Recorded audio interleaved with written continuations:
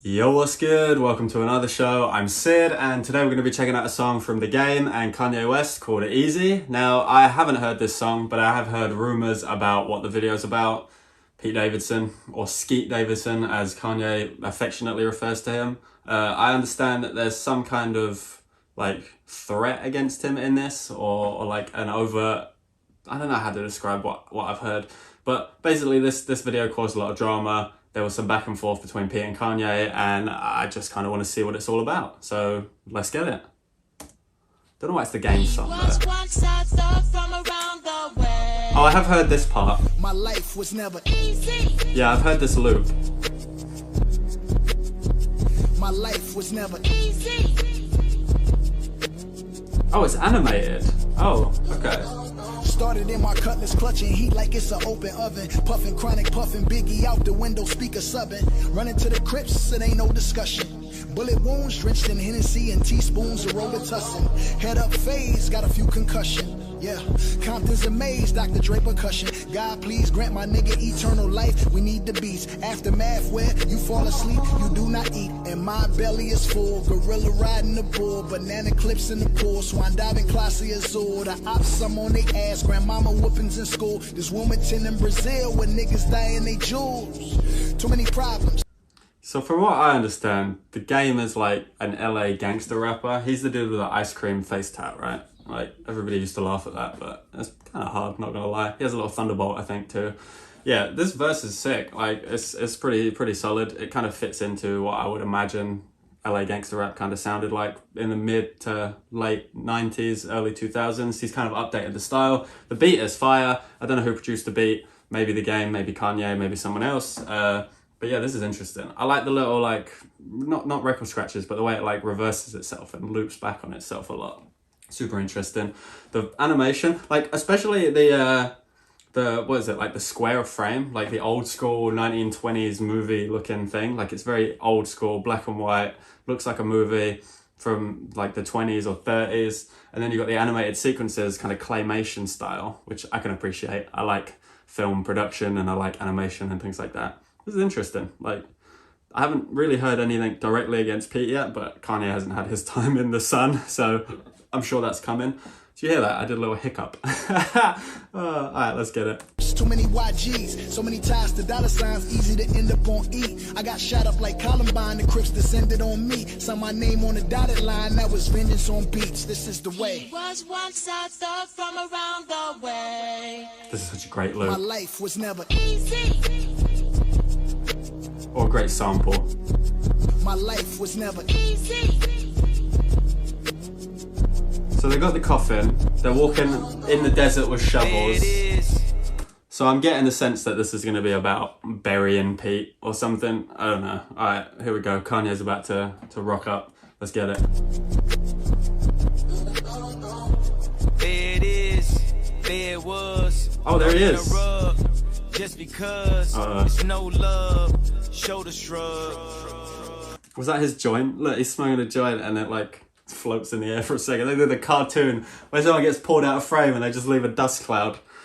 Oh, Pete looks a little wide-eyed, not gonna lie. Alright, this is starting to take a turn for sure. Just because it's no love, shoulder shrug. I ain't bring nothing to the table. When I'm the table, I'ma turn up the music, wake up the neighbors. I ain't bring nothing to the table when I'm the table. I guess that's kind of meaning you bring to me. You bring things to me. I don't bring nothing to the table. I mean, he can't mean that literally because he thinks of himself as a god, right? So surely he thinks everything that he brings to the table is valuable. I think that's just a funny line for sure.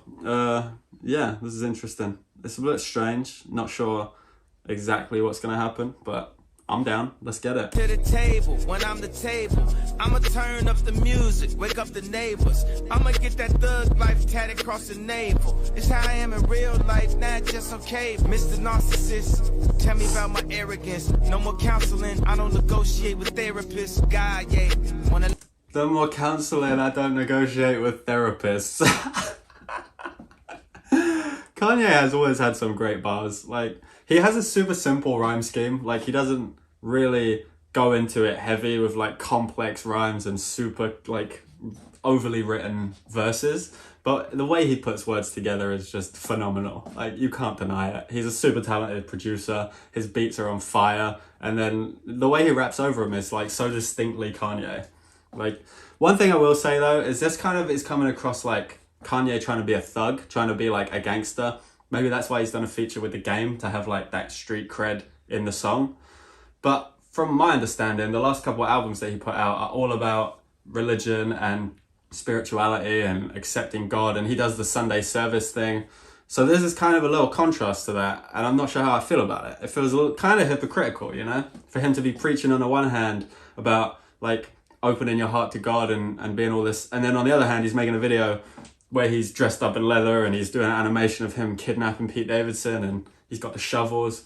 I don't know, there's something about this that's a little off. I've seen the drama on Instagram, like the back and forths that they've had, and I don't know, Kanye, it feels like he's kind of pushing things a bit far, if I'm being honest. But I don't know, I guess you can't judge the art and the artist, or maybe you can, I don't know. Like, he's a very unique person. It's difficult to really separate the art from the art. It's difficult to really separate Kanye's art from his artistry or him as a person. So when I'm looking at it, I'm thinking like, surely he should be forgiven. I don't know. Let's get it. My arrogance, no more counseling. I don't negotiate with therapists. God, sick bar. Wanna let God in. God, yeah. Did he say God, yeah? No more counseling. I don't negotiate with therapists. God, yeah. Wanna let God in. But tonight, I guess I let my pride win. Cousin Dre send me scriptures, help me see life better. Nigga, we having the best divorce ever. If we go to court, we'll go to court together. Matter of fact, pick up your sis, we'll go to court together. I watch 4 kids for like... The rhymes are good, but it makes me feel uncomfortable even hearing it. Like, this is the type of stuff that you keep private till it's dealt with, and then maybe you put some of it in your music. But it's so fresh, right? It's so in the news right now, and I don't know, this is an uncomfortable song. Nigga, we having the best divorce ever. If we go to court, we'll go to court together. Matter of fact, pick up your sis, we'll go to court together. That kind of suggests that he's still not over her. He's like, yeah, we're having the best divorce ever. We go to court together. Like, we're always going to be together. We go to courts together. We'll go see basketball games or whatever. Damn, even I'm rhyming now. But yeah, this kind of, it's a weird one because like, obviously the song is good, the beat's fire, but the whole topic of discussion is like a little fresh, right? I feel like you should just maybe keep this in the background, you know? You got kids, you got a wife or an ex-wife, you got like all this stuff happening that should be private, as far as I'm concerned. I don't know. Let's get it. I watch 4 kids for like 5 hours a day. I wear these Eazy boots everywhere, even in the shower today. I got love for the nannies, but real family is better. Are Yeezy boots waterproof? I doubt it. I mean, he's probably got 1,000 pairs. We'll go to courts together. I watch 4 kids for like 5 hours a day. I wear these Eazy boots everywhere, even in the shower today. I got love for the nannies, but real family is better. He The buried cameras him. watch the kids, I stopped taking the credit. Not to go to your dad, I bought the house next door.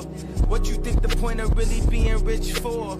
That's what I mean, like, he's talking about things that happen publicly, but the way he presents it, he comes across as like a bit obsessive, you know what I mean? Like, he bought the house next door to Kim after they split up so that he could still be close to her and the kids, which on the one hand is like, okay, that's kind of nice. It's keeping the family unit together as much as possible. But at the same time, it's got this kind of like obsessive stalker vibe to it a little bit. And the more he posts on Instagram, the more deranged he sounds. It's definitely like, it's like a weird type of thing. I don't know. Maybe it's not for me to judge, but he puts it out there so publicly that it's almost impossible not to have an opinion. Like, there are people I know in real life who don't really follow Pete, Kanye. Some of them probably follow Kim, but whatever. But they've all got an opinion on this. And the only reason that they would have an opinion is because of how much information has been put out by Kanye and how many responses have had to be put out, like, to his information. You know what I mean? I don't know. What's he doing though? Sprinkling rose seeds on his head. He buried him up to his neck in sand in a desert. Now he's got rose Dad, I seeds. bought the house next door. What you think the point of really being rich for? When you give them everything, they only want more. Bougie and unruly, y'all need to do some chores. Rich ass kids, this ain't your mama house. Climb on your brother's shoulders, get that top ramen out. God sent me from that crash. Maybe, like, I've seen the house. They did an Architectural Digest video, and the house that they lived in was crazy. Like, everything had curved walls, and there was no, like, sharp edges. Such a weird, like, it was really sick. Like, it was a crazy design. They even had that sink that looks like it should spill over, but it doesn't somehow. It's like a magical sink. But yeah, I guess he's saying now that we're split up, I don't have to do what you say, I don't have to live the way that you want. So when the kids come over, you know, climb on each other's shoulders, like, do what you want. We got top ramen, we don't eat fancy, expensive. Like, this is what I mean. Like, he's a really good wordsmith. Like, the way he raps is incredible. But I feel like sometimes he's a little too close to the nerve. And it can be hard to listen to. Like, unless you're super invested in drama and gossip, in which case you're probably all about this. But I don't know. She and a ruler, y'all need to do some chores. Rich ass kids, this ain't your mama house. Climb on your brother's shoulders, get that top ramen out. God sent me from that crash, just so I could beat Pete Davidson's ass. Who? Oh, come on. God save me from the crash. Like, he's talking about all the way back before he even dropped the first album. Like, he had his jaw wide shut for Through the Wire, right? Like, and that was because he got in a car crash. And since then, he's kind of talked about that as if that was his defining moment that pivoted him and made him focus everything he had on music. Now he's taken that and thrown it away. And he said, like, no, the only reason that God saved me from that crash is so that I could beat Pete Davidson's ass. Like, this is some petty, I don't even know, like, it's good art, but it's really petty. Alright, let's get My it. new bitch bad. I know Illuminati man. This that Numinati bitch. This that two Bugatti rich. This that God did this. Only God did this. There it is. Oh, that's There actually it him, was. right? Don't interrupt. Just because ain't no love. Shoulder shrug. Won't he do it? Yes, he does. Won't he do it? Yes, he does. Won't he do it? My life was never Eazy. That was a nice transition. This next one gonna be Eazy. Oh, he grew roses out of his head. He's still alive. He was once a star from around the way. He was once a star from around the way. What is this? He was